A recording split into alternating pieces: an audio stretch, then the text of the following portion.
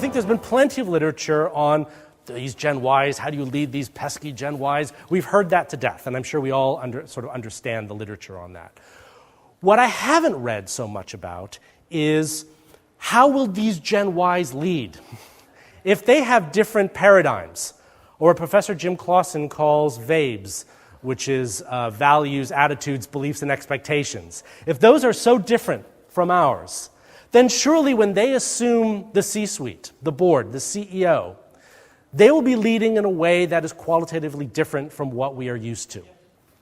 First, let's just make sure we're all on the same page in terms of what we mean with generations. Now, there is no consensus on what exactly the different generations are in terms of the years of birth, nor is there exact consensus on their definitions. So I'm just going to use broad working definitions for the context and purpose of today.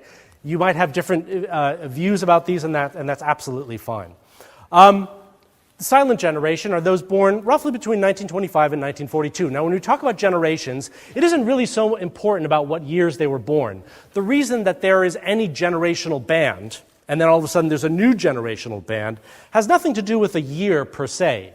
It has to do with the sociological, economic, and political trends that were occurring in one's formative years. Then that creates VABES for that person. So then when they enter the workforce, they bring those values and attitudes, beliefs with them.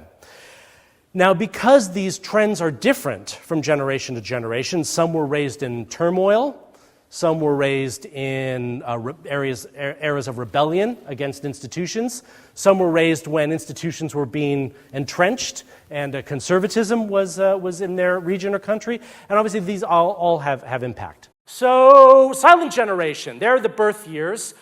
Is there anyone in the silent generation here in the audience? I'm not going to ask anyone your age, okay? So just broadly. Anyone in the silent generation here? No. You know why? They're all retired, gorging themselves chipmunk-like on their defined benefit pension plans. Oh, yum, yum, yum, yum, yum, yum, yum. Very sad. It's very sad. Do we have any baby boomers in the audience? Baby boomer, yay! Okay, agree. Yes. For all of you, you're the last generation where retirement is not just a realistic, but a probable outcome in your life. The last generation that has a three-stage life of education, work, retirement. Gen X's, show me your hands or most of us in the room.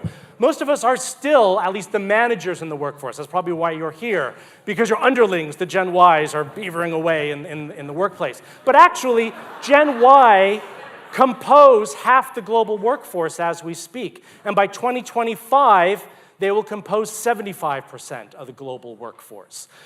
We Gen X's are not only smaller demographically, but we're a generation who's like, ooh, retirement, kind of a fungible concept. I'm not sure how I'm going to do that. And that's changed the employee-employer social contract. Gen Y, some of you must be, yay, there are a lot of you. Oh, fantastic. I surveyed high-potential Gen Ys. So these are not just a random selection of Gen Ys, but people who are nominated by their companies as the leaders of the future, the C-suite of the future. And they come from 44 different countries all over the world, but all squarely in that demographic. So I asked them, all right, well then when you do start with an employer, what's important to you? We gave them a number of options, and we asked them to rate their top 3 choices and to rank them. So number 1, number 2, number 3, and it was weighted. So someone who gave an answer as number 1, that was weighted more heavily than what they would give a number 2 or a number 3 answer. Work-life balance, CEO reputation, promotion opportunities, bonus, share price, openness to innovation, benefits, organizational culture, corporate social responsibility. Well, the number 3 most popular weighted answer were promotion opportunities. And here's where this question comes in play, where I said, when would you move if you don't sort of get a new challenge? So one of the participants on the Leading Teams for Emerging Leaders program came to me and she said, I'm really glad my company sent me on this program, but, I still haven't been promoted. So I'm thinking of moving on, any time now. As soon as I get back, I'm thinking of tendering my resignation. I said, I'm really sorry about that.